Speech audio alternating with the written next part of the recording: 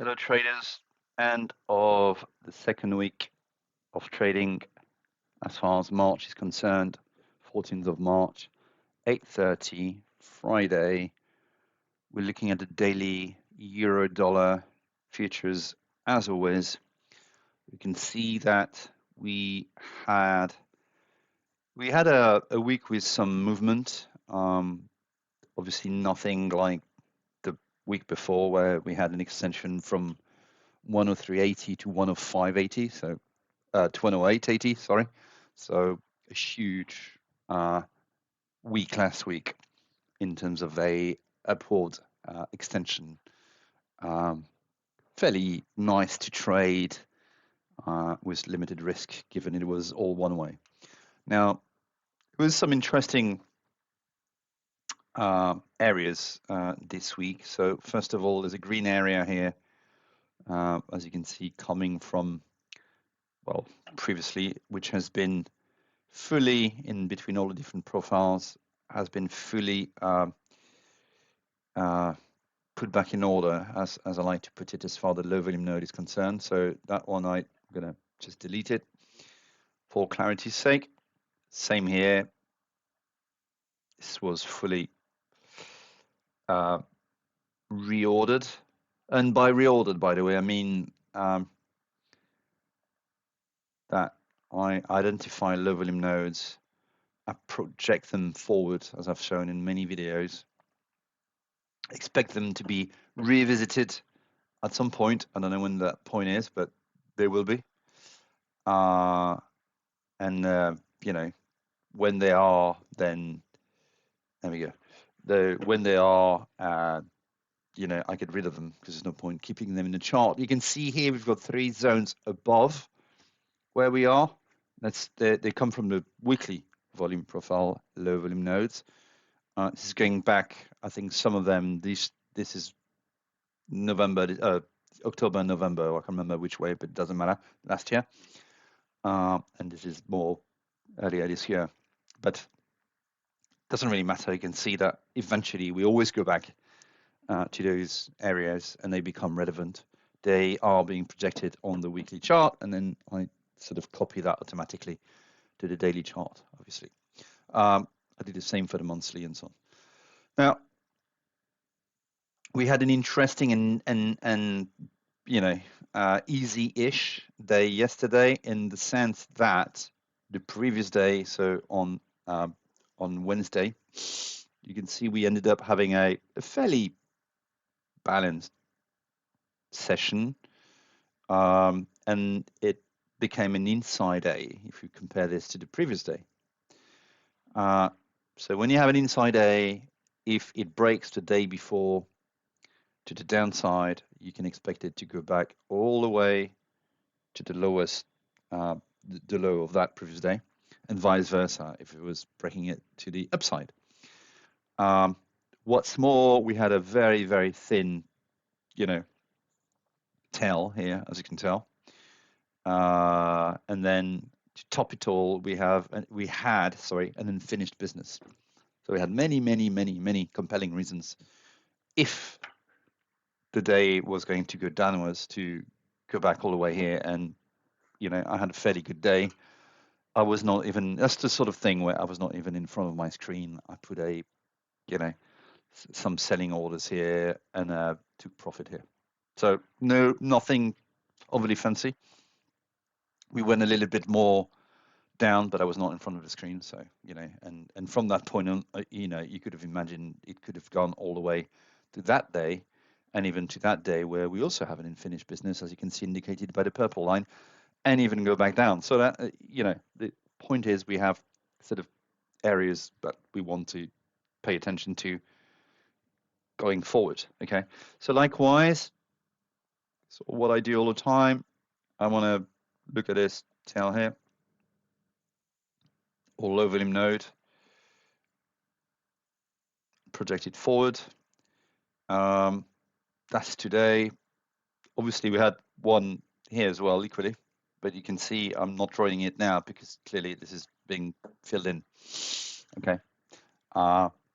We have some as far as the weekly is concerned, and also I have one here, which I extend to the following day as well, you know, so I do one here, but it's going to be red on red.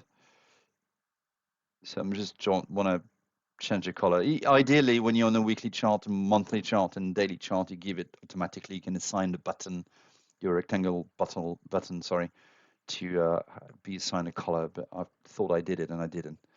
Anyways, I'm going to keep this yellow so I can distinguish what's daily or coming from a daily volume and market profile and what's coming from the weekly. And I can also choose to do projections based on strength, so green, yellow, red, or whatever you want to assign it to. So in short, what do we have today? We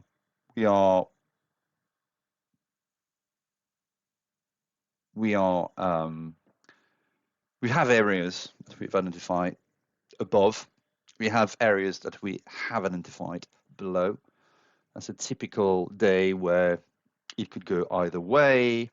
Market open, nothing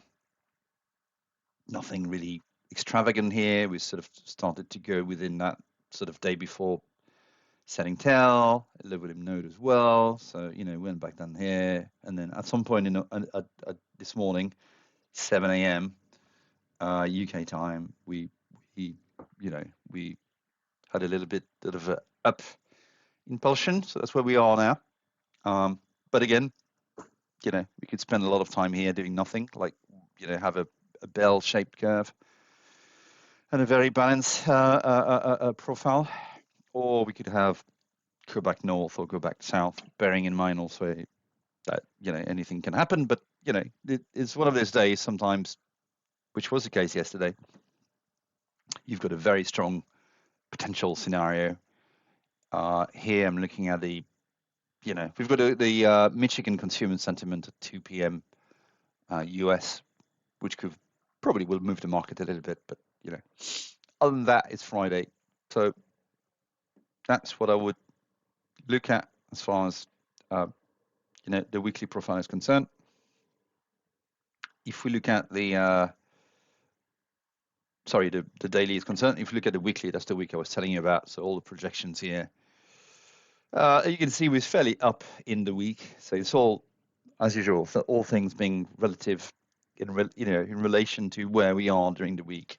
At the end of the week, we're fairly more on the upside of the week rather than the downside. But you can see the week before was huge. Okay, and loads of single prints left behind. You can be guaranteed that the day we go back below, sort of those levels, I will be paying close attention to all of that. And there will be some nice trades to take. I'm sure a lot will have happened in between, but this will be filled in for sure. Could be next week, could be next month, could be next year, or the one after, I don't know, but this will happen for sure. And finally, just want to show you the book. Always interesting to look at the book, see if we've got anything in particular. I'm always looking at if there are high level of resting liquidity. And the short answer is that we don't. So there's nothing particularly outstanding here.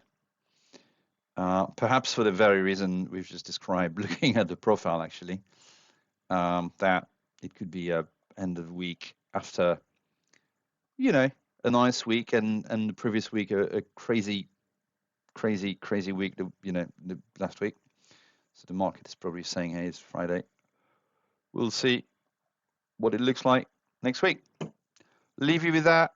Just wanted to show the sort of reasoning behind the pre-market analysis again and again and again. Again, that's tough to look at. The confirmation, that's the monthly. So again, that would be the same.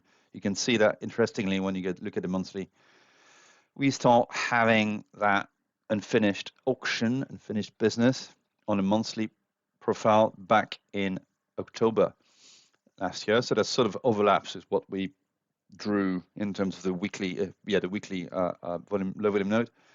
But we have that here. We are far from it, technically speaking, because this is happening at 109.60, as you can see here. But if we were to go in sort of that region, from 109.30, which we're not that far off, I would definitely look to go all the way to 109.60. Again, it might not happen this week, might be next week or the week after, and so on. But that's exactly the sort of thing we want to look at. And you can see here in the month, which obviously includes last week, you can see this very, very low, sort of crappy volume and loads of single prints on a monthly basis as well. So again, that's strong, very strong, compelling reasons to be revisited. Now, until then, I sort of may or may not trade, because not trading is also part of trading, and it's also part of a plan, and to know when and when not to trade. So, but nothing new here. We are entering a low volume trading range as far as Merrimath is concerned. So, we could go easily trade a little bit up here, as it seems to be the trend since the opening of the market, although it's only 8:44.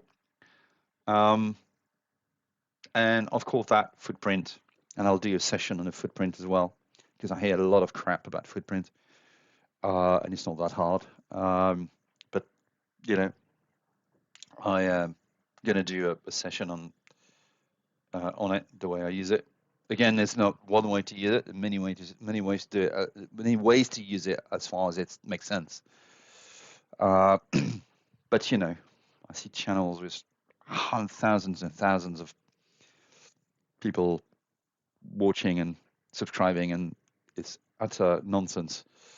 And very, very good quality ones as well. But it's like everything in life, you need to take your pick.